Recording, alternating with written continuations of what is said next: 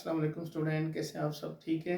उम्मीद है आपको बहुत टाइम से लेक्चर का इंतज़ार था कि लेक्चर क्यों नहीं अपलोड हो रहे। तो उसके पीछे रीज़न पहले ये थी कि अकाउंट का थोड़ा सा इशू था कि उस पर लेक्चर अपलोड नहीं हो पा रहे थे। फिर जब वो रिजॉल्व हुआ तो फिर मेरे पास थोड़ा टाइम का इशू था, क्योंकि बोर्ड के पेपर चल रहे थे बच्चों के, तो इस वजह से मैं उनमें बिजी हो गया था।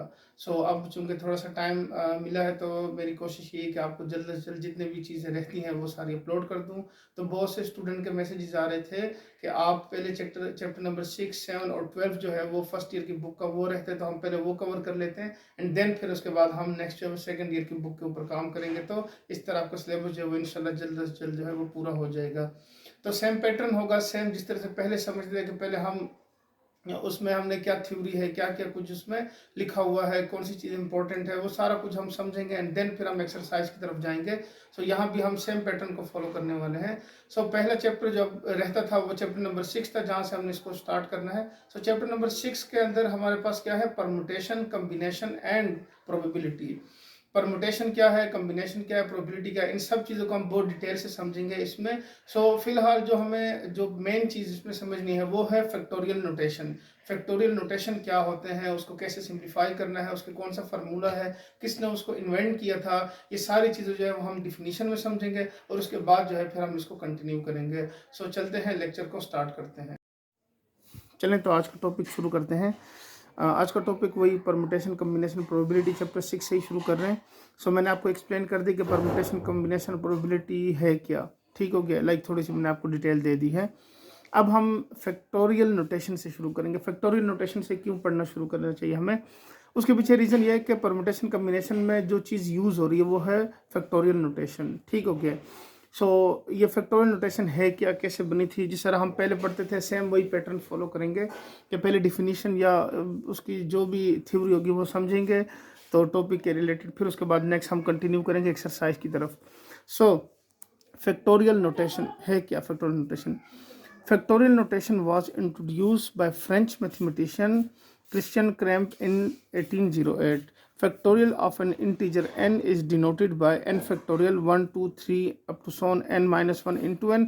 ये वाली जो नोटेशन है ये ज़्यादा यूज़ नहीं होती। हम जो नोटेशन यूज़ करेंगे वो ये वाली नोटेशन यूज़ करेंगे। उसमें क्या होगा? n into N minus one, N minus two, up to so on 3 2 1, यानी वो 1 2 3 से यहाँ से स्टार्ट है और लास्ट में ख़त्म हो रहा है n minus one into n से। यहाँ पे कि n minus one, n minus two and up to so on 3 2 1, इस तरह से शुरू है। And is defined as a product of all positive integer from 1 down to n down to 1। अब ये बेसिकली है क्या, मैं सिर्फ सिंपल अल्फाज में समझा देता हूँ। अगर लिखा हुआ फॉर एग्जांपल 10 फैक्टोरियल लिखा हुआ है तो इसका मतलब होगा 10 multiply by 9 multiply 8 multiply by 7 multiply 6 5 4 3 2 and 1। ठीक है। ये बेसिकली इस चीज़ को रिप्रेजेंट कर रहा है, यानी हमारे पास इंटीजर्स हैं और इंटीजर्स को हम अगर इस फॉर्मेट में लिख लें कि 10 multiply 9 8 7 6 up to so on, जिस तरह हमने यहाँ पे लिखा भी है, define as the product of all positive integer, जितने भी पॉजिटिव इंटीजर। अब पॉजिटिव इंटीजर का जिक्र हुआ है या उसके अलावा जो चीज़ हम यहाँ पे मेंशन करेंगे कि n की वैल्यू जो है वो बिलोंग करेगी नेचुरल नंबर सेट में से। ठीक हो गया। जिस तरह यहाँ इंटीजर का जिक्र हुआ है तो अगर आप ये लिख देते हैं या आप ये लिख देते हैं कि n belongs to z plus. ठीक हो गया, दोनों सेम चीज़ों को रिप्रेजेंट कर रहे हैं, लेकिन थोड़ा सा डिफरेंस ये है कि जी प्लस वाले में हम जीरो इंक्लूड कर लेते हैं और नेचुरल नंबर के अंदर जीरो नहीं होता। बस यही दोनों का डिफरेंस है, बाकी दोनों सेम चीज़ें ही होंगी। ठीक है ना, सेट वही होगा। लेकिन मोस्ट केसेस में आपको क्वेश्चन के आगे लिख के दिया गया होगा, बेसिकली जो परमुटेशन और कम्बिनेशन है वहाँ पे हम सारे इंटीजर जो हैं वो इंटीजर के बजाय नेचुरल नंबर ही ज़्यादा यूज़ करते हैं। वहाँ पर हम फिर डायरेक्ट लिख लेते हैं या गिवन होगा कि n बिलोंग्स टू n। हाँ, अगर कोई सेट खुद से दिया गया हो तो वो एक अलग वो होगी, वैल्यू होगी। लेकिन अगर आपको कोई सेट नहीं मेंशन किया गया तो वहाँ पे जो सेट होगा वो हमारा क्या होगा? वो नेचुरल नंबर सेट होगा। ठीक है। या ऑल पॉजिटिव इंटीजर का जिक्र हुआ है तो जीरो सिर्फ इंक्लूड करने के लिए यहाँ पे फिर वो पॉजिटिव इंटीजर का जिक्र हुआ है। आई होप आप इस चीज़ को समझ गए होंगे। अब क्वेश्चन सोल्व किस तरह से करना है, आपने बस ये सीक्वेंस याद रखनी है कि ये जो 10 फैक्टोरियल लिखा हुआ है इसका मतलब क्या होता है कि 10 मल्टीप्लाई 9, ये नहीं देखें होता क्या है इस सीक्वेंस में है क्या, वो मैं आपको सिंपल अल्फाज में समझा दूँ। ये लिखा हुआ है फर्स्ट वैल्यू में है 10। ठीक हो गया। फिर नेक्स्ट में है 10 माइनस 1, यानी एक कम हो जाता है, जिस तरह लिखा हुआ ना n इंटू n माइनस 1। फिर नेक्स्ट लिखा हुआ है 10 माइनस 2, तो उससे 8 आ जाएगा। फिर नेक्स्ट देखें n-2, ठीक है। इसी तरह से जो नेक्स्ट वैल्यू आएगी वो आएगी हमारे पास 10-3, ठीक हो गया, यानी n-3। फिर ये चीज़ हम कंटिन्यू करेंगे तो आ जाएगा 10-4, तो उससे 6 आ जाएगा। फिर क्या होगा 10-5, फिर होगा 10-4, सॉरी 6 होगा। सो इस तरह से ये वैल्यू जो है कंटिन्यू फॉर्म में चलती जाएंगी। कब तक जाएंगी? जब तक 1 नहीं आ जाता, यानी 10-9, तो वहाँ से 1 आ जाएगा, तो फिर वहाँ पे आपके पास आंसर जो है वो यहाँ तक सॉल्व हो जाएगा। अब कुछ चीज़ें हैं जो कि आपको उसका जानना ज़रूरी है, और वो क्या है? एक तो यह है कि आप इसको कैलकुलेटर से भी इजीली सॉल्व कर सकते हैं। कैलकुलेटर में आपके पास फैक्टोरियल अवेलेबल होते हैं नोटेशन वाइज, तो आप उसको यूज़ कर सकते हैं, ठीक हो गया। दूसरा यह है कि ज़ीरो का जो फैक्टोरियल है, जो इसमें आपने चीज़ें याद रखनी है, उससे क्या आंसर आता है? 1 आता है। मैं यहाँ पे हिंट की तरह लिख देता हूँ, since 0 factorial is equal to 1 and, ठीक है। अगर किसी क्वेश्चन में 0 फैक्टोरियल आ जाता है तो फिर हम क्या कर सकते हैं, वो इस तरह से लिख सकते हैं। और उसके अलावा 1 का जो फैक्टोरियल है, 1 का फैक्टोरियल, उससे भी क्या आंसर आता है? 1 आता है, ठीक हो गया। सो ये दो चीज़ आपने याद रखनी है। बाकी इसमें कुछ भी ऐसा मुश्किल चीज़ नहीं है जो आपको याद रखनी चाहिए। हाँ, यह है कि सीक्वेंस पूरी होनी चाहिए। लाइक अगर आपके पास 6 5 4 3 2 1 लिखा हुआ है तो आप इसको क्लोज कर सकते हैं कि 6 5 4 3 2 1 को 6 फैक्टोरियल लिख सकते हैं। लेकिन अगर आपके पास कोई शुरू की वैल्यूज़ हैं, लाइक 5 तक कुछ लिखा हुआ है, आगे वाली वैल्यूज़ नहीं हैं, तो फिर हम क्या करेंगे? वही चीज़ें अब हम एक्सरसाइज के जो क्वेश्चन है उनमें सॉल्व करेंगे, तो उम्मीद है इंशाल्लाह आपको वो अच्छे से समझ आ जाएंगी, ठीक हो गया। सो ये फैक्टोरियल की या फैक्टोरियल नोटेशन क्या है वो हमने यहाँ पे डिटेल से समझ लिया है। अब आगे चलते हैं, हम एक्सरसाइज 6.1 के क्वेश्चन नंबर 1 को सॉल्व करते हैं, जिसकी वैल्यू लिखी हुई है क्वेश्चन नंबर 1 में, evaluate the following. Question number 1 mention कर लेते हैं। क्वेश्चन नंबर 1, क्योंकि मैंने एक्सरसाइज 6.1 मेंशन कर दिया है तो हम डायरेक्ट फिर अभी सॉल्व करने लगे हैं, ठीक है। सो इवेलुएट द फॉलोइंग। तो फर्स्ट पार्ट है इसका 10 factorial divided by 3 factorial, 3 factorial and 4 factorial. अब देखें, आपके पास दोनों चॉइसेस हैं, आप जिस तरह मर्जी चाहें इसको सॉल्व कर सकते हैं। नंबर 1, पहला यह है कि आप क्या करें, कैलकुलेटर में 10 फैक्टोरियल की वैल्यूज़ निकाल लें, या 3 फैक्टोरियल की, फिर 3 फैक्टोरियल, फिर 4 फैक्टोरियल की, इस तरह भी सॉल्व कर सकते हैं। उसके अलावा दूसरा मेथड क्या है, अब उसको हम सॉल्व करते हैं तो फिर उसमें हम इसको समझेंगे कि अच्छा हाँ, इसको हम ऐसे भी सॉल्व कर सकते हैं। तो सोल्यूशन लिखेंगे इसका। अब हमें क्या है, 10 फैक्टोरियल, 10 फैक्टोरियल को लिख सकते हैं 10 multiply by 9 multiply by 8 7 6 5 and 4 factorial. अब यहाँ पे मैं इसको क्लोज कर रहा हूँ, ठीक हो गया। मैंने यानी आपको जहाँ तक चाहिए आप वहीं तक ले जाएं, फिर वहाँ के आगे फैक्टोरियल लगा के उसको क्लोज भी कर सकते हैं। फिर उसके बाद नेक्स्ट क्या होगा, 3 फैक्टोरियल, 3 फैक्टोरियल एंड 4 फैक्टोरियल। अब मैंने क्लोज क्यों किया उसके पीछे रीज़न बता रहा हूँ। ये चूंकि डिवाइड हो रहे हैं तो 3 फैक्टोरियल एंड 4 फैक्टोरियल, 4 फैक्टोरियल यहाँ पे क्या हो जाएंगे, कैंसिल आउट हो जाएंगे। सो यहाँ से हमारे पास जो वैल्यू है वो बच जाएगी। अगर मैं इसको मल्टीप्लाई कर देता हूँ तो यहाँ से वैल्यू आ जाएगी 151 200 एंड डिवाइडेड बाय 3 फैक्टोरियल से आंसर आता है 3 2 ज़ार 6 और 3 2 ज़ार 6, 6 6 ज़ार 36। सो यहाँ से 36 आ जाएगा और इसका फाइनल आंसर हमारे पास आएगा 4200। सो ये इसका क्या हो गया, आंसर आ गया। सो फर्स्ट क्वेश्चन के अंदर हमने बस यही करना है कि इसको सोल्व करना है। नेक्स्ट क्वेश्चन में हम फिर समझेंगे कि हमने फैक्टोरियल बनाने कैसे हैं, ठीक हो गया। सो वो भी हम इंशाल्लाह नेक्स्ट क्वेश्चन में हम इसको सिंप्लीफाई करेंगे। सो अब इसके सेकंड पार्ट को सोल्व करते हैं। पार्ट 2 में लिखा हुआ है 3 factorial plus 4 factorial divided by 5 factorial minus 4 factorial. तो अब इसको सिंप्लीफाई करते हैं। सिंप्लीफाई करेंगे तो कैसे आएगा हमारे पास आंसर, सोल्यूशन। पहले हम 3 फैक्टोरियल की वैल्यू निकाल लेते हैं। 3 multiply by 2 multiply by 1 plus 4 multiply 3 multiply 2 multiply by 1 and divided bye, यहाँ से भी सेम इसी तरह से सॉल्व करेंगे 5 4 3 2 एंड 1 और माइनस हो जाएगा 4 3 2 एंड 1, ठीक हो गया, मल्टीप्लाइड फॉर्म में। सो यहाँ से आ जाएगा 6 प्लस 6 4 ज़ार 24, यहाँ पे ये आ जाएगा और यहाँ से आपके पास बन जाएगा 120। आप कैलकुलेटर में डायरेक्ट लिख के भी निकाल सकते हैं, 5 फैक्टोरियल लिखेंगे तो आपके पास आंसर आ जाएगा एंड माइनस 24। सो इसको सिंप्लीफाई करेंगे तो यहाँ से हो जाएगा 30 divided by 96 and which is equal to 5/16। सो ये इसका क्या हो गया, आंसर आ गया। मैं भी इसका डेसिमल में आंसर निकालना चाहे तो डेसिमल में भी निकाल सकते हैं, तो वो देख लीजिएगा, जैसे आपके पास बुक में आंसर अवेलेबल हो आप उसी तरह से इसको लिख लीजिएगा। Number 3, n-1 factorial divided bye n+1 factorial. ठीक हो गया। अब इसको ज़रा सॉल्व करते हैं, ये कैसे सॉल्व होगा। यहाँ से इसको सॉल्व करेंगे तो हमारे पास वैल्यू आएगी n-1 फैक्टोरियल। ठीक हो गया। n डिवाइडेड बाय, अगर देखा जाए यहाँ पे n+1 लिखा हुआ है यानी +1, इसका मतलब ये वैल्यू ज़्यादा है। तो जब इसको हम सिम्प्लीफाई करेंगे तो देखें जिस तरह भी हमने डिस्कशन की थी यहाँ पे कि पहले होता है 10, फिर उसमें से एक कम हो जाता है, फिर इस तरह फिर 2 कम हो जाते हैं, फिर 3 कम हो जाते हैं, यानी वैल्यू जब वो डिक्रीज हो रही है। ठीक है, सीक्वेंस वाइज डिक्रीज हो रही है। सो यहाँ पे देखेंगे तो आएगा n+1, यानी पहले वही वैल्यू लिखेंगे, फिर नेक्स्ट लिखेंगे n+1 -1, उसमें से एक कम हो गया। ठीक हो गया। फिर नेक्स्ट लिखेंगे n+1 -2। ठीक है, और यहाँ पे मैं इसको क्लोज कर रहा हूँ। अब यहाँ पे क्लोज क्यों किया है, अब उसके पीछे रीजन बता देता हूँ।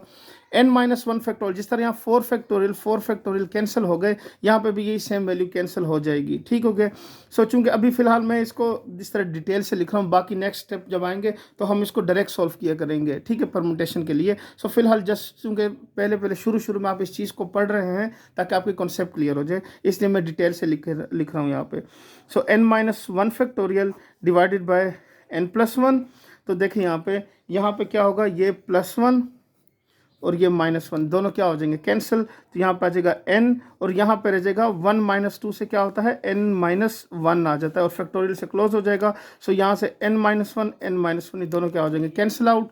सो आंसर आ जाएगा आपके पास 1/n इंटू n+1, और अगर आप चाहें तो इसको मल्टीप्लाई कर लें तो आंसर आ जाएगा 1/n² + n। सो ये दोनों इसके आंसर हो सकते हैं। आप देख लीजिएगा बुक में जो भी आंसर हुआ तो इस तरह से आप इसको सेलेक्ट कर सकते हैं। ठीक हो गया। उम्मीद है आपको अभी तक इसकी समझ आ गई होगी। ईजी क्वेश्चन है इंशाल्लाह, कुछ भी मुश्किल नहीं है। हाँ, थोड़ी सी नई चीज़ है तो फिर आपको थोड़ा समझने में टाइम लगेगा। उम्मीद है आपको ये चीज़ें जो हैं वो ईजी लग रही होंगी। अब इसके नेक्स्ट पार्ट को सॉल्व करते हैं। सो पार्ट 4 इसका लिखा हुआ है हमारे पास। यहाँ पे है 10 factorial divided by 5 factorial whole square. ठीक हो गया। ये हमारे पास क्या है, इसका पार्ट 4 लिखा हुआ है। तो इसको सिंप्लीफाई कर लेते हैं। सॉल्यूशन ये सिंप्लीफाई होगा। यहाँ पे 10 फैक्टोरियल है तो 10 × 9 × 8 × 7 × 6 × 5 फैक्टोरियल डिवाइडेड बाय, ये देखें तो 5 फैक्टोरियल का होल स्क्वायर है, तो इसका मतलब इसको हम लिख सकते हैं 5 फैक्टोरियल इंटू 5 फैक्टोरियल, क्योंकि हमें पता है ना बेसिस से मतलब पावर ऐड हो जाती हैं। सो यहाँ पे सेम कॉन्सेप्ट को हम यूज़ करेंगे तो ये कैंसिल आउट हो जाएगा। अब इसको मजीद मल्टीप्लाई करेंगे तो यहाँ से हमारे पास इसकी वैल्यू बन जाएगी 30240 डिवाइडेड बाय 125 फैक्टोरियल से and which is equal to 252। तो ये इसका क्या हो जाएगा, आंसर आ जाएगा। मैंने चूंकि फैक्टोरियल और मल्टीप्लिकेशन पहले ही कर ली थी ताकि टाइम ज़्यादा ना लगे, तो इसलिए आप इसको कैलकुलेटर से भी सॉल्व कर सकते हैं। सो उम्मीद करता हूँ आपको क्वेश्चन 1 कंप्लीट समझ आ चुका होगा। सो अब हम नेक्स्ट क्वेश्चन नंबर 2 में क्या करने वाले हैं, दोबारा से फैक्टोरियल बनाने लगे हैं, यानी क्वेश्चन दिया हुआ है और उसको हमने फैक्टोरियल की फॉर्म में कन्वर्ट करना है। सो क्वेश्चन नंबर 2 लिखा हुआ है, right the following in terms of factorials. ठीक है, तो इसको फैक्टोरियल की फॉर्म में हम कन्वर्ट कर देते हैं। सो कैसे कन्वर्ट करेंगे, क्वेश्चन नंबर फर्स्ट पार्ट इसका लिख लेते हैं। 19 × 18 × 17 × 16 15 × 14। ठीक हो गया। ये क्वेश्चन गिवन है। अब इसको हम सॉल्व कर लेते हैं। तो देखें, आपने बस एक चीज़ याद रखनी है, हम मैथमेटिक्स में रूल है सिंपल कि जब हमें किसी चीज़ की ज़रूरत हो, यानी अगर वहाँ पे कोई चीज़ हमें ऐड करानी हो तो हम उसके साथ फिर ऐड भी करते हैं और सब्ट्रैक्ट भी करते हैं। इसी तरह से अगर हमें कोई चीज़ मल्टीप्लाई करनी हो तो डिवाइड भी कर लेते हैं, तो हमें वो चीज़ जो रिक्वायर्ड वैल्यू होती है वो मिल जाती है।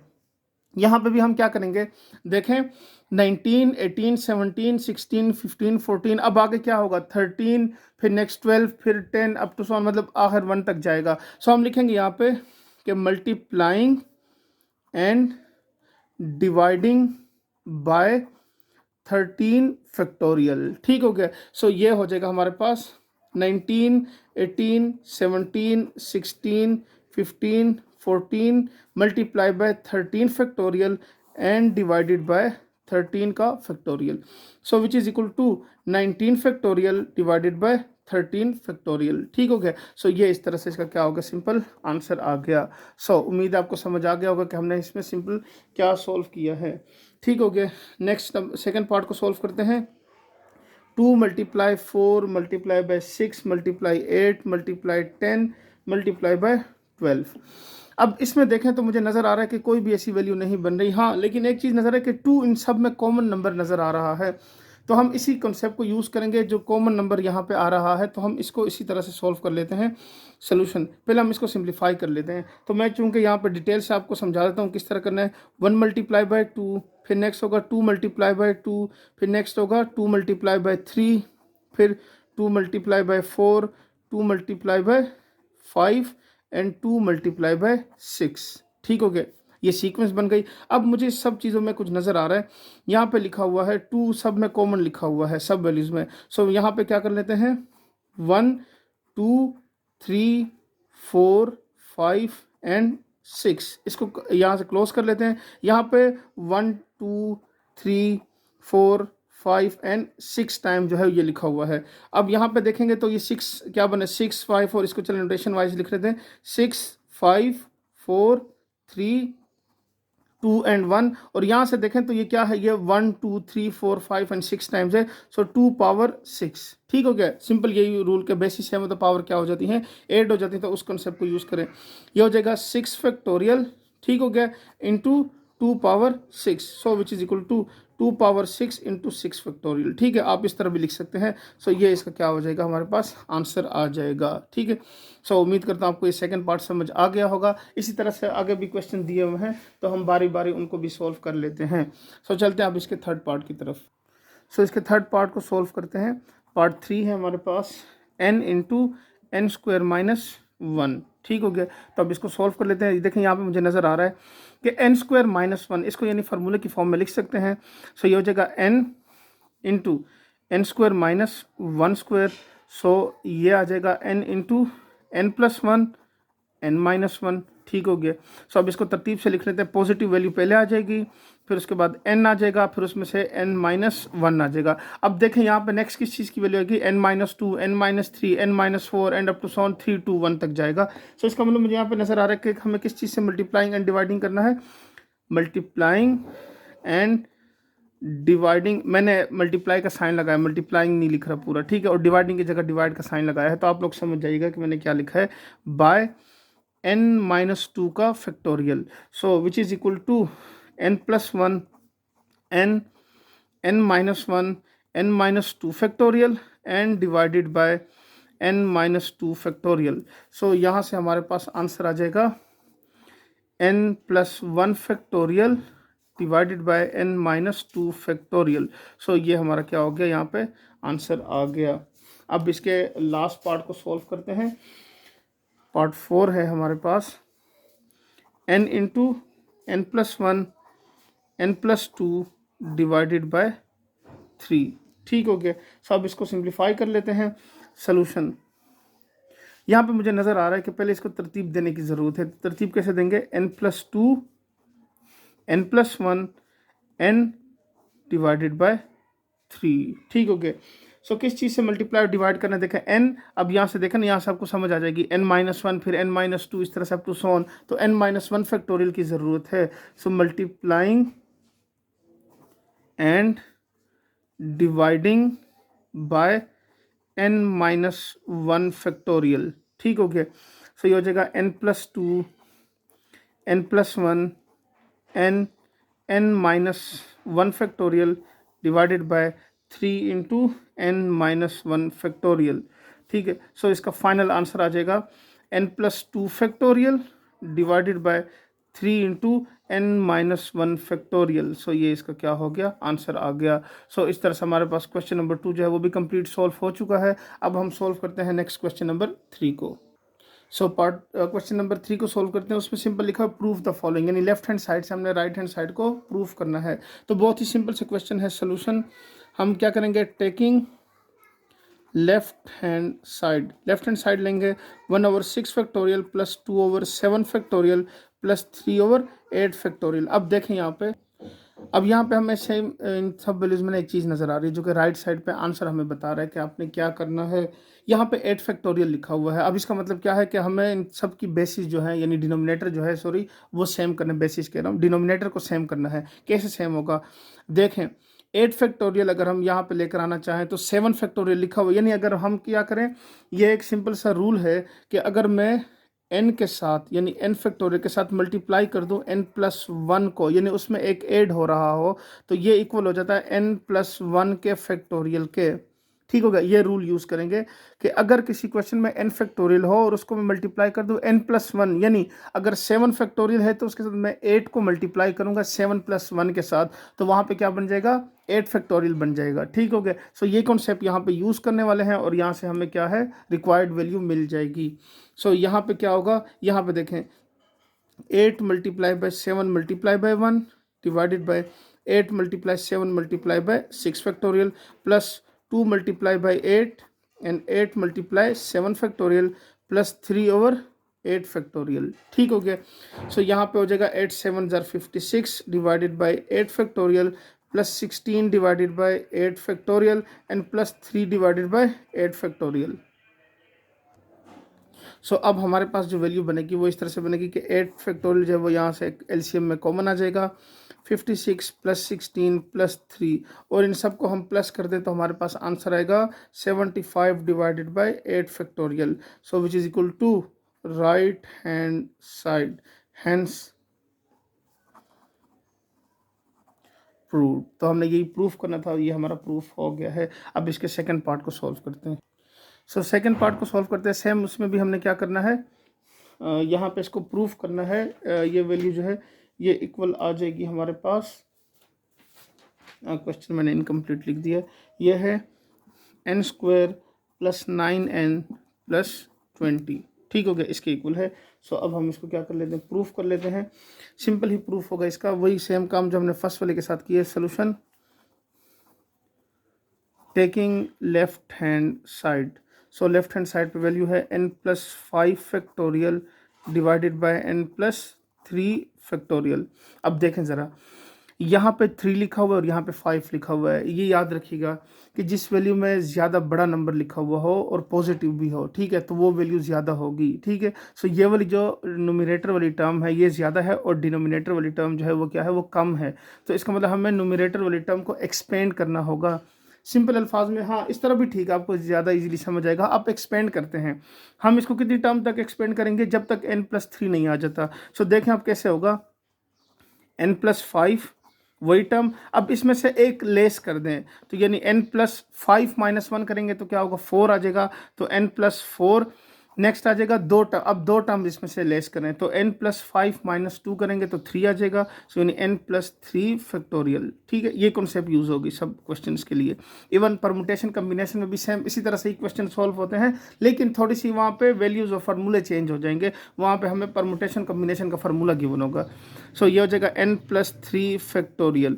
अब यहाँ पे हमें क्या नज़र आ रहा है, n+3 ये दोनों कैंसिल आउट हो जाएंगे। सो विच इज़ इक्वल टू, ये हो जाएगा n+5 and n+4।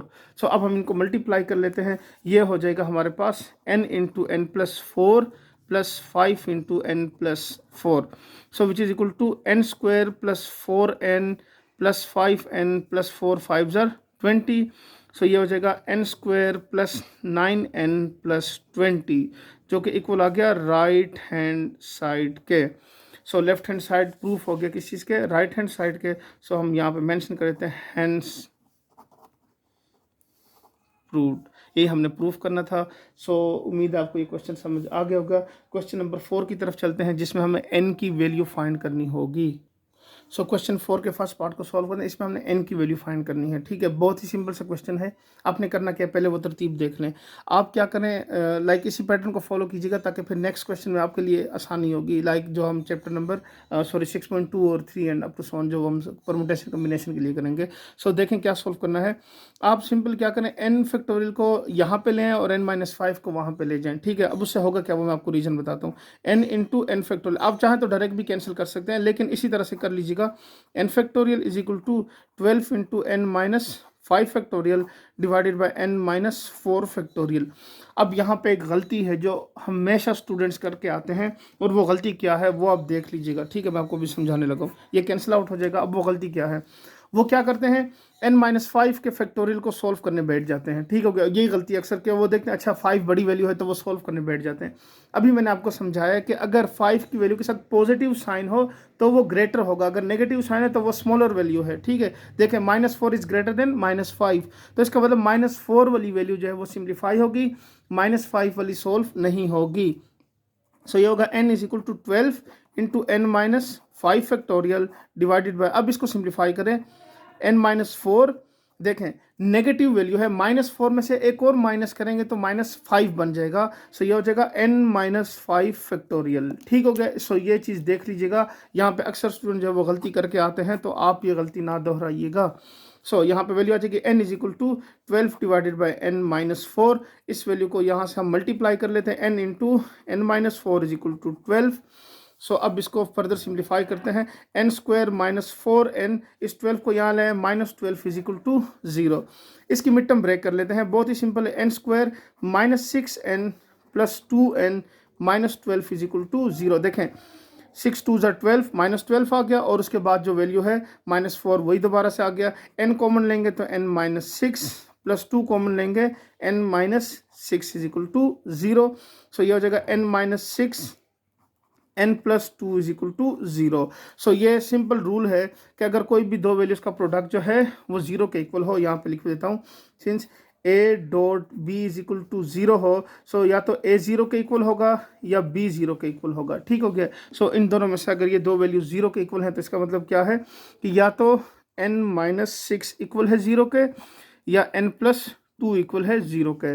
So n is equal to 6, एक ये वैल्यू आ गई, और n इज इक्वल टू -2, तो ये वैल्यू आ गई। अब यहाँ पे ध्यान से एक और चीज़ देखनी है।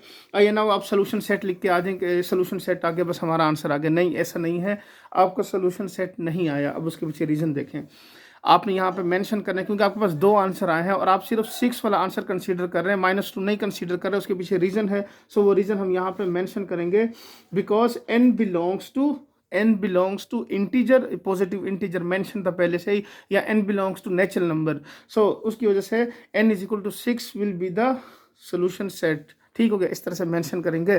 सो यहाँ पे लिखेंगे since n belongs to z plus, ठीक हो गया। So n is equal to 6 is the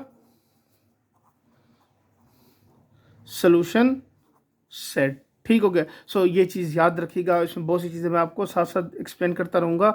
so ये हमारा क्या होगा, फाइनल आंसर होगा, ठीक हो गया। सो यहाँ पे आंसर लिख देते हैं। सो अब इसके सेकंड पार्ट को सॉल्व करते हैं, जिसकी वैल्यू कुछ इस तरह से है। पार्ट 2 की वैल्यू है n factorial divided by n-4 factorial ratio n-1 factorial divided by n-4 factorial is equal to 9:1। अच्छा जी, अब उम्मीद है आप लोगों को रेशो की कॉन्सेप्ट आती होगी कि रेशो की कॉन्सेप्ट क्या है। मैं चले बता भी देता हूँ। जब हम रेशो के साइन को ख़त्म करते हैं तो ये जो वैल्यू है ये डिवीजन में कन्वर्ट हो जाती है, सिंपल, ठीक हो गया। और डिवीजन के साइन को कैसे ख़त्म किया जाता है वो आप सब स्टूडेंट को पता होगा कि सिंपली आप क्या करते हैं, उसका रेसिप्रोकल लेते हैं तो वो क्या हो जाती है, मल्टीप्लिकेशन में कन्वर्ट हो जाती है। सो अब इसको सॉल्व कर लेते हैं। चलें जी, कैसे सॉल्व होगा, यहाँ पर हम इसको सॉल्व करते हैं, n factorial divided by n-4 factorial, ठीक हो गया। अब इसको ज़रा देखें, हम रेशो की फॉर्म में लिख रहे हैं तो ये डिवीजन में चेंज हो जाएगा, n-1 factorial divided by n-4 factorial is equal to 9/1। इस तरह भी लिख सकते हैं, ठीक हो गया। ये लिखें या ये लिखें, एक ही बात है, तो आप जो भी इसमें सेलेक्ट करना चाहे सेलेक्ट कर सकते हैं। सो अब हम इस डिवीजन को ख़त्म करते हैं तो क्या होगा, n factorial divided by n-4 factorial multiply by n minus 4 factorial divided by n minus 1 factorial is equal to 9। अब देखें यहाँ पे क्या हो रहा है, n माइनस 4 n माइनस 4 यहाँ से कैंसिल आउट हो रहा है। सो आंसर आ जाएगा n factorial divided by n minus 1 factorial is equal to 9। अब यहाँ पे दोबारा से देखें, यहाँ पे n लिखा हुआ है, यहाँ पे n माइनस 1 लिखा हुआ है, इसका मतलब ये वाली टर्म्स क्या है, वो कम है और ये वाली वैल्यू ज़्यादा है। अब इसको हम एक्सपेंड कर लेते हैं, n माइनस 1 फैक्टोरियल, देखें मैंने डायरेक्ट क्लोज कर दिया उसको, मजीद नहीं लेकर के n minus 2 n minus 3 solve नहीं किया। रीज़न क्या है, n minus 1 n minus 1 cancel out हो जाएगा, तो हमारे पास जो रिक्वायर्ड वैल्यू है वो फाइंड आउट हो जाएगी, और वो क्या है, 9 लिखा हुआ है। सो यहाँ पे ये दो कैंसिल आउट हो जाएंगे। So n is equal to 9 is the required answer. So ये हमारा क्या हो गया, आंसर आ गया। सो उम्मीद करता हूँ क्वेश्चन नंबर 4 भी समझ आ गया होगा। अब हम चलते हैं नेक्स्ट क्वेश्चन नंबर 5 की तरफ। बहुत ही इंपॉर्टेंट प्रूफ हैं, ये दो प्रूफ हैं, दोनों एक दूसरे के साथ मिलते जुलते हैं, यानी आपको समझ आ जाएंगे, बस स्टेप फॉलो कीजिएगा और एक एक चीज़ ध्यान से देखिएगा, ठीक हो गया। सो चलते हैं नेक्स्ट क्वेश्चन नंबर 5 की तरफ। सो क्वेश्चन नंबर 5 को सॉल्व करते हैं। ये दो पार्ट्स इंपॉर्टेंट है, मैं फिर से बता रहा हूँ, जो सेकंड वाला है वो ज़्यादा इंपॉर्टेंट है, क्योंकि उसमें थोड़ी सी कंफ्यूजन हो जाती है स्टूडेंट को, तो इस वजह से है, बिल्कुल सेम है। आप कहेंगे ये तो सर वही क्वेश्चन, बट थोड़ा सा एक छोटी सी चीज़ चेंज की हुई है, ठीक हो गया। सो वहाँ से अक्सर स्टूडेंट जो है वो कन्फ्यूज़ हो जाते हैं। एनी हाउ इसको सॉल्व करते हैं। आपने सॉल्व कैसे करना है, पहले हमने टेकिंग लेफ्ट हैंड साइड, ठीक हो गया, लेफ्ट हैंड साइड को ले लेते हैं। लिखा हुआ है 2n factorial divided by n factorial. अब पहली गलती जो स्टूडेंट करते हैं, वो 2 बाहर निकाल लेते हैं कि सर यहाँ से 2 कॉमन हो गया तो हमारे पास n फैक्टोरियल ले गया, वो कैंसिल हो गया तो ये वैल्यू तो आती ही नहीं है, ठीक है, जो वो गलती करते हैं। तो ये गलती आपने नहीं करनी। इसको सॉल्व कैसे करना है, ध्यान से देखें। 2n फैक्टोरियल का मतलब क्या है कि 2n को अब सिंप्लीफाई करना है, आपने एक्सपेंड करना है। अब इसको हम एक्सपेंड करने लगे। n फैक्टोरियल को एक्सपेंड करने की ज़रूरत नहीं है, वो जब आप इसको एक्सपेंड करेंगे तो वो उसके साथ ऑटोमेटिकली कैंसिल आउट का एक पॉइंट पे हो जाएगा, ठीक हो गया। सो हम सिर्फ ऊपर वाली वैल्यू को ही सिंप्लीफाई करेंगे। देखें 2n first value, next 2n minus 1, ठीक हो गया, एक लेस हो गया। फिर नेक्स्ट होगा 2n माइनस 2, नेक्स्ट क्या होगा 2n माइनस 3, फिर 2n माइनस 4। बस यहाँ तक काफ़ी है। अब आगे नेक्स्ट चलें, अगर लिखना चाहे तो 2n माइनस 5 भी लिख दें, लेकिन उससे कुछ होगा नहीं, बस जस्ट आप वैल्यूज ही बढ़ाते जाएंगे अपने लिए। आगे ये कंटिन्यू फॉर्म में आ जाएगा 6 मल्टीप्लाई बाय 5 मल्टीप्लाई 4 3 2 एंड 1, ठीक हो गया, मैंने इस तरह से लिख दिया है। और यहाँ पे डिवाइडेड बाय, ठीक हो गया, n फैक्टोरियल। चूंकि यहाँ पे थोड़ी सी मुझे लगता है मैंने मिस्टेक कर दी, इतनी बड़ी लाइन लगा के, रीज़न बताता हूँ। 1 और n फैक्टोरियल कॉमन लिख के तो आगे ब्रैकेट लगा देता, तब भी इस तरह हो सकता था। So any how next step में हम इस तरह कर लेते हैं। तो अब देखें आपने करना क्या है। अब आप देखते जाएं 2n minus 2, 2n minus 4, 2n minus 6 up to so on, ठीक हो गया। इवन टर्म्स और ऑड टर्म्स, ये दो टर्म्स को मैं अलग अलग कर रहा हूँ, तो यहाँ पे मैं आपके लिए लिख रहा हूँ 2n माइनस 2, 2n माइनस 4, फिर अप टू सो ऑन 6 4 2, ठीक हो गया, 6 4 एंड 2। अब यहाँ पे इसके ऊपर मैं पेंसिल से आपके लिए एक आसानी के लिए एक चीज़ भी लिख रहा हूँ, ठीक हो गया। यहाँ पे हो जाएगा 2n minus 1, 2n minus 3, 2n minus 5 and up to so on 5 3 and 1, ठीक हो गया, ये हो जाएगा। अब यहाँ पे इसके ऊपर लिख लेते हैं, ये है इवन टर्म्स और ये है ओड टर्म्स, ठीक हो गया। सो वो जो मैंने लाइन वाला जिक्र किया था यहाँ पे 1 ओवर n फैक्टोरियल, ठीक हो गया, वो मैंने इस तरह से लिख दिया, मुझे ज़रूरत नहीं है इन सब वैल्यू को लाइन लगाने की, ठीक हो गया। सो ये हो जाएगा अगेन 1 ओवर n फैक्टोरियल। अब ज़रा देखें यहाँ पे 2n, यहाँ से क्या होगा, शाबाश 2 कॉमन ले लेते हैं तो ये हो जाएगा n माइनस 1, ठीक हो गया।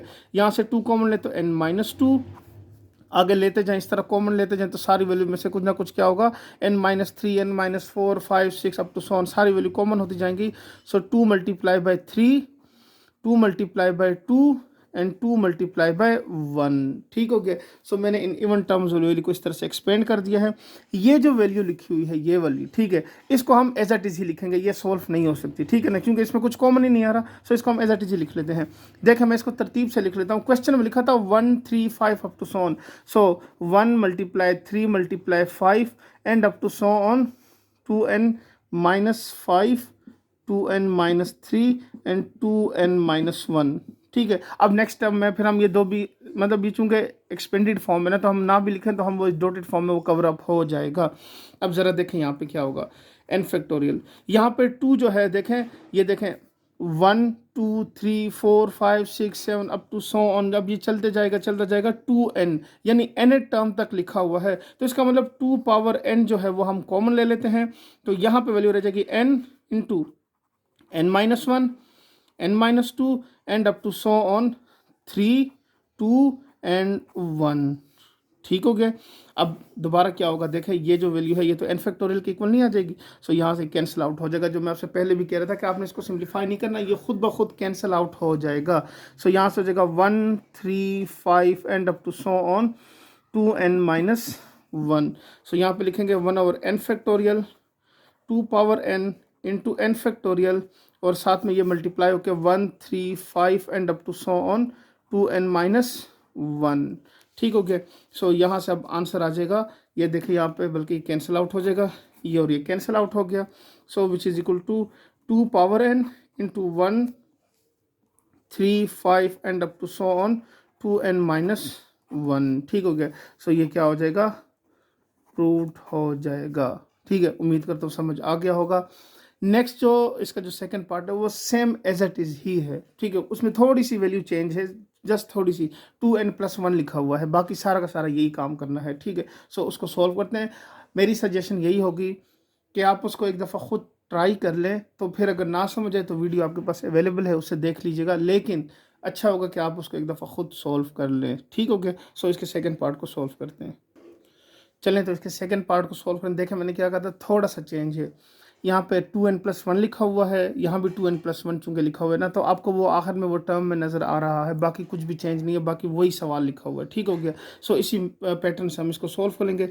Solution taking left hand side, so which is equal to 2n+1 factorial divided by n factorial. So अब इसको मज़ीद सिंप्लीफाई करते हैं। क्या होगा हमारे पास, 2n+1, ठीक हो गया, 1/n फैक्टोरियल। मैं वो चीज़ इधर कर लेता हूँ ताकि मुझे फिर लाइन ना लगानी पड़े। ठीक हो गया, 2n, फिर उसके बाद 2n आ जाएगा, फिर 2n-1, फिर 2n-2, फिर 2n-3 and 2n-4 and up to so on 6 multiply 5 4 3 2 and 1। ठीक हो गया, ये हमने इस तरह से लिख लिया। अब देखें 2n+1 इन सब में से अलग है, यानी इसका इनके साथ कोई रिलेशन नहीं बन रहा, इसको हम पहले ही बाहर कर लेते हैं। सो 2n+1 चूंकि ये प्रोडक्ट की फॉर्म है, तो आप इसको इस तरह से लिख सकते हैं, कोई फर्क नहीं पड़ेगा इससे, divided by n factorial into bracket में क्लोज करके, अब दोबारा से वही चीज़ जो पिछले क्वेश्चन में थी, सेम वही वैल्यू बन गई है। ठीक हो गया। कैसे लिखेंगे, 2n 2n-2 2n-4। ठीक है, मैं इवन टर्म्स को पहले कर रहा हूँ, इकट्ठा कर रहा हूँ। ठीक हो गया, फिर up to so on, next क्या हो जाएगा, 6 4 and 2। ठीक हो गया ये, और इस तरह से ब्रैकेट में क्लोज कर लेते हैं, 2n-1 2n-3 and up to so on 5 3 and 1। ठीक हो गया। सेम दोबारा से मैं चले लिख लेता हूँ, यहाँ पे ये हो जाएगा इवन टर्म्स और ये हो जाएगा ऑड टर्म्स। ठीक हो गया, even terms and odd terms. So ये हो जाएगा 2n+1 divided by n factorial, और यहाँ से क्या हो जाएगा, देखें 1 time 2 time 3 time 4 time and up to so on. ठीक है ना, पिछले क्वेश्चन में हमने इसको सॉल्व कर लिया था, यहाँ पे मैं जस्ट कॉमन ले लेता हूँ। सो यहाँ पे देखें 2n, अब देखें दोबारा से क्या होगा, 2 इंटू n-1, फिर 2 into n-2 and up to so on 2 multiply by 3 2 multiply by 2 and 2 multiply by 1। यहाँ से इसको क्लोज कर लेते हैं, यहाँ से वैल्यू आ जाएगी 2n-1 and up to so on 5 3 and 1। ठीक है, अब इसको भी हम उसी तरतीब में लिख लेंगे। अब देखें यहाँ पे क्या होगा, 2n+1 n फैक्टोरियल, ये n टर्म तक क्या हो जाएगा, 2 पावर n कॉमन हो जाएगा, तो वैल्यू आ जाएगी n into n-1 n-2 and up to so on 3 2 and 1। ठीक हो गया, इसको तरतीब दे दें, 1 3 5 and up to so on 2n-1, तो ये वैल्यू आ गई। अब यहाँ से देखेंगे 2n+1 divided by n factorial, ये हो जाएगा 2 power n as it is आ जाएगा और साथ में n फैक्टोरियल आ जाएगा और ये आ जाएगा 1 3 5 and up to so on 2n-1। ठीक हो गया, ये वैल्यू आ गई। अब देखें यहाँ पे क्या हो रहा है, ये और ये कैंसिल आउट हो रहा है। सो अब आपके पास वैल्यू आ गई 2 power n into 1 3 5 up to so on 2n-1 और ये मल्टीप्लाई हो रहा है तो ये हो जाएगा 2n+1। ठीक हो गया। सो यहाँ पे ये हमारा क्या हो गया, प्रूफ हो गया। सो उम्मीद करता हूँ आपको ये लेक्चर समझ आ गया होगा। बहुत ही सिंपल से क्वेश्चन थे। फिर भी अगर किसी चीज़ में कोई क्यूरी हो या कुछ पूछना हो तो फिर आप पूछ लीजिएगा। मैं आपके वक्तन फ़वक्तन आपके क्वेश्चन के आंसर करता रहता हूँ जब भी मुझे टाइम मिलता है। सो इंशाल्लाह अब जो है फिर रेगुलरिटी के साथ में इंशाल्लाह जब लेक्चर रेगुलरिटी के साथ इंशाल्लाह आएंगे तो फिर आपको आंसर भी साथ साथ मिलना शुरू हो जाएंगे। सो उम्मीद करता हूँ आपको लेक्चर अच्छा लगा होगा। इंशाल्लाह नेक्स्ट लेक्चर में मुलाकात होती है, तब तक के लिए इजाज़त दें। अल्लाह हाफिज़।